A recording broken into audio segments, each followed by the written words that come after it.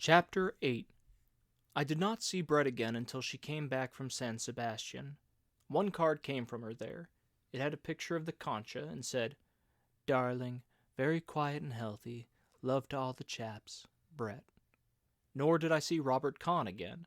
I heard Francis had left for England, and I had a note from Kahn saying he was out in the country for a couple of weeks. He did not know where, but that he wanted to hold me to the fishing trip in Spain we had talked about last winter. I could reach him always, he wrote, through his bankers. Brett was gone. I was not bothered by Kahn's troubles. I rather enjoyed not having to play tennis. There is plenty of work to do. I went often to the races, dined with friends, and put in some extra time at the office getting things ahead so I could leave it in charge of my secretary when Bill Gordon and I should shove off to Spain the end of June. Bill Gordon arrived, put up a couple of days at the flat, and went off to Vienna. He was very cheerful and said the States were wonderful. New York was wonderful. There had been a grand theatrical season and a whole crop of great young light heavyweights. Any of them was as good a prospect to grow up, put on weight, and trim Dempsey. Bill was very happy. He had made a lot of money on his last book, and was going to make a lot more. He had a good time while he was in Paris, and then he went off to Vienna. He was coming back in 3 weeks, and we would leave for Spain to get in some fishing, and go to the Fiesta Pamplona. He wrote that Vienna was wonderful, then a card from Budapest. "Jake, Budapest is wonderful." Then I got a wire. Back on Monday. Monday evening he turned up at the flat. I heard his taxi stop and went to the window and called to him. He waved and started upstairs, carrying his bags. I met him on the stairs and took one of the bags. "Well," I said, "I heard you had a wonderful trip." "Wonderful," he said. "Budapest is absolutely wonderful." "How about Vienna?" "Not so good, Jake, not so good. It seemed better than it was." "How do you mean?" "I was getting glasses and a siphon." "Tight, Jake. I was tight." "That's strange. Better have a drink." Bill rubbed his forehead. "Remarkable thing," he said. "Don't know how it happened. Suddenly it happened." "Last long?" 4 days, Jake. Lasted just 4 days." "Where did you go?" "Don't remember. Wrote you a postcard. Remember that perfectly." "Do anything else?" "Not so sure. Possible." "Go on. Tell me about it." "Can't remember." "Tell you anything I could remember." "Go on. Take that drink and remember." "Might remember a little," Bill said. "Remember something about a prize fight, enormous Vienna prize fight. Had a nigger in it. Remember the nigger perfectly." "Go on." "Wonderful nigger. Looked like tiger flowers, only 4 times as big. All of a sudden everybody started to throw things. Not me. Nigger just knocked a local boy down. Nigger put up his glove, wanted to make a speech. Awful noble-looking nigger. Started to make a speech. Then local white boy hit him. Then he knocked white boy cold. Then everybody commenced to throw chairs. Nigger went home with us in our car. Couldn't get his clothes. Wore my coat. Remember the whole thing now. Big sporting evening." "What happened?" "Loaned the nigger some clothes and went around with him to try and get his money. Claimed nigger owed them money on account of wrecking Hall.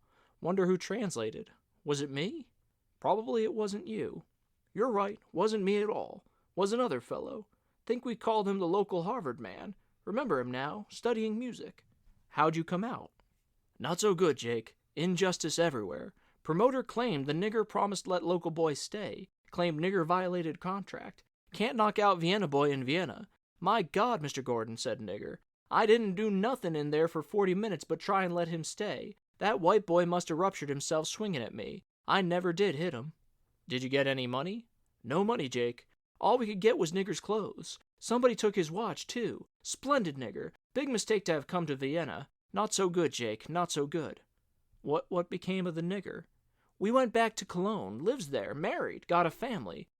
Going to write me a letter and send me the money I loaned him. Wonderful nigger. Hope I gave him the right address." "You probably did." "Well, anyway, let's eat," said Bill.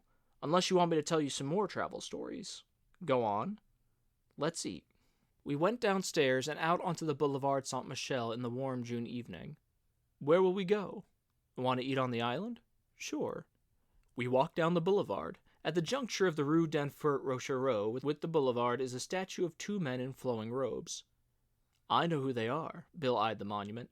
"Gentlemen who invented pharmacy. Don't try and fool me on Paris." We went on.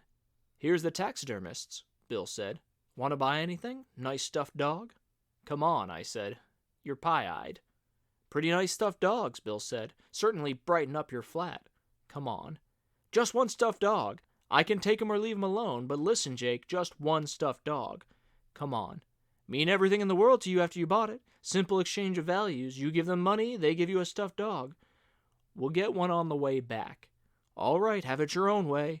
Road to hell paved with unbought stuffed dogs, not my fault. We went on.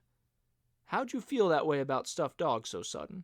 Always felt that way about dogs. Always been a great lover of stuffed animals. We stopped and had a drink. Certainly like to drink, Bill said. You ought to try it sometimes, Jake. You're about 144 ahead of me.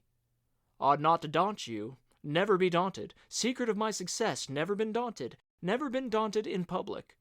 Where were you drinking? Stopped at the Crillon. George, maybe a couple of Jack Roses. George is a great man. You know the secret of his success? Never been daunted. You'll be daunted after about 3 more promenades. Not in public. If I begin to feel daunted, I go off by myself. I'm like a cat that way. When did you see Harvey Stone? At the Crillon. Harvey's just a little daunted. Hadn't eaten for 3 days. Doesn't eat anymore. Just goes off like a cat. Pretty sad. He's all right. Splendid. Wish he wouldn't keep going off like a cat, though. Makes me nervous. What'll we do tonight?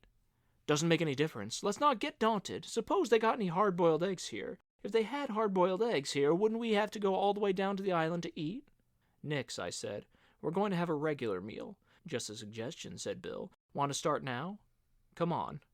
We started on again down the boulevard. A horse crab passed us. Bill looked at it. See that horse crab? Going to have that horse crab stuffed for you for Christmas. Going to give all my friends stuffed animals. I'm a nature writer. A taxi passed. Someone in it waved, then banged for the driver to stop. The taxi backed up to the curb. In it was Brett. Beautiful lady, said Bill. Going to kidnap us. Hello, Brett said. Hello. This is Bill Gordon, Lady Ashley. Brett smiled at Bill. I say I'm just back. Haven't bathed even. Michael comes in tonight. Good, come on and eat with us. We'll all go out to meet him.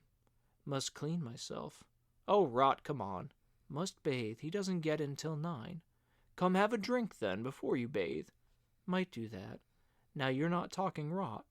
We got in the taxi. The driver looked around. Stop at the nearest bistro, I said. We might as well go to the Closerie, Brett said. I can't drink these rotten brandies. Closerie de Lilas. Brett turned to Bill. Have you been in this pestilential city long? Just got in today from Budapest. How was Budapest? Wonderful. Budapest was wonderful. Ask him about Vienna. Vienna, said Bill, is a strange city. Very much like Paris. Brett smiled at him, wrinkling the corners of her eyes. Exactly, Bill said. Very much like Paris at this moment. You have a good start. Sitting out on the terraces of the Lilas, Brett ordered a whiskey and soda. I took one too, and Bill took another promenade. How are you, Jake? Great, I said. I've had a good time. Brett looked at me. I was a fool to go away, she said. One's an ass to leave Paris. Did you have a good time? Oh, all right. Interesting. Not frightfully amusing. See anybody? No, hardly anybody. I never went out. Didn't you swim? No, didn't do a thing. Sounds like Vienna, Bill said. Brett wrinkled up the corners of her eyes at him. So that's the way it was in Vienna. It was like everything in Vienna. Brett smiled at him again. You've a nice friend, Jake. He's all right, I said. He's a taxidermist. That was in another country, Bill said. And besides, all the animals were dead. One more, Brett said, and I must run. Do send the waiter for a taxi. There's a line of them right out front. Good. We had the drink and put Brett into her taxi. Mind you're at the Select around 10. Make him come. Michael will be there. We'll be there, Bill said. The taxi started and Brett waved. Quite a girl, Bill said. She's damn nice. Who's Michael? The man she's going to marry. Well, well, Bill said. There's always just the stage I meet anybody. What'll I send them? Think they'd like a couple of stuffed racehorses? We better eat. Is she really Lady something or other? Bill asked in the taxi on our way down to the Ile St. Louis. Oh, yes, in the stud book and everything. Well, well. We ate dinner at Madame Lecomte's restaurant on the far side of the island. It was crowded with Americans, and we had to stand up and wait for a place. Someone had put it in the American Women's Club list as a quaint restaurant on the Paris quay as yet untouched by Americans, so we had to wait 45 minutes for a table. Bill had eaten at the restaurant in 1918, and right after the armistice, and Madame Lecomte made a great fuss over seeing him.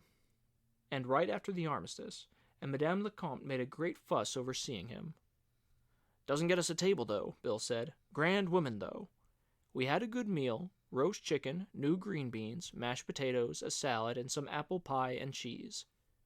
You've got the world here all right, Bill said to Madame Lecomte. She raised her hand. Oh, my God. You'll be rich. I hope so. After the coffee and a fiend, we got the bill, chalked up the same as ever on the slate.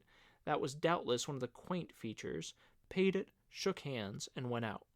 You never come here any more, Monsieur Barnes, Madame Lecomte said. Too many compatriots. Come at lunchtime. It's not crowded then.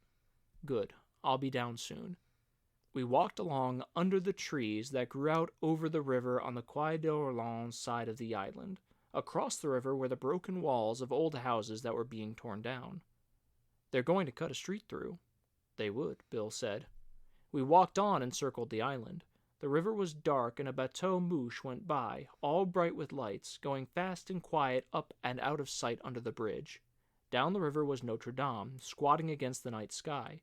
We crossed to the left bank of the Seine by the wooden footbridge from the Quai de Bethune, and stopped on the bridge and looked down the river at Notre Dame. Standing on the bridge, the island looked dark, and the houses were high against the sky, and the trees were shadows.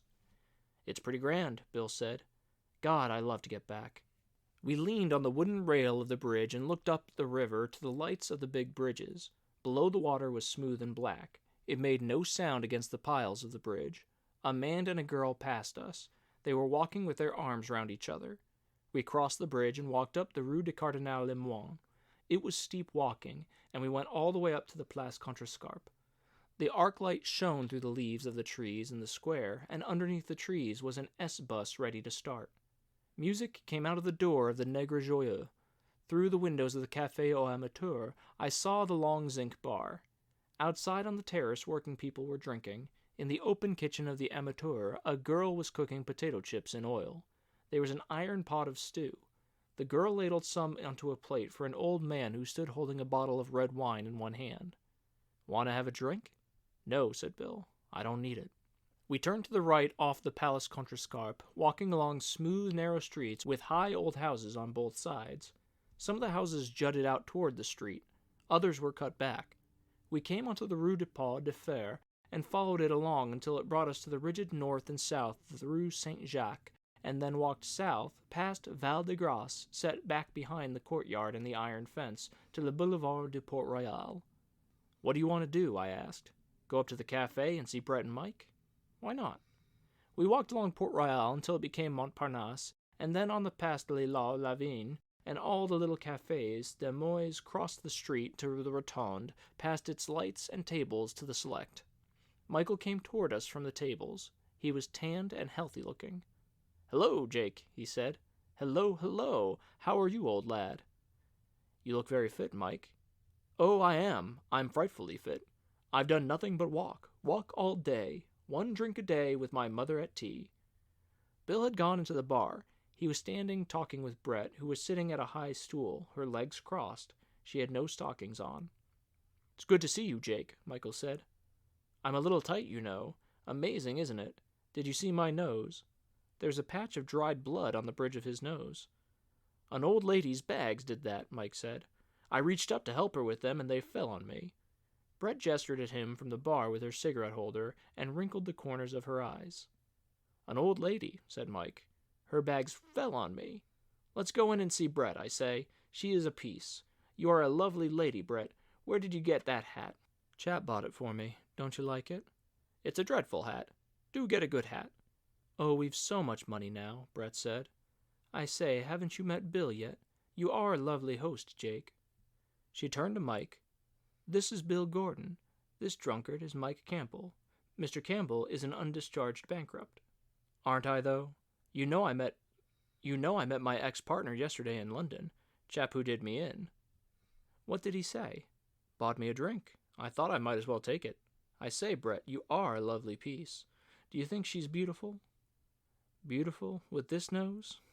It's a lovely nose. Go on, point it at me. Isn't she a lovely piece? Couldn't we have kept the man in Scotland?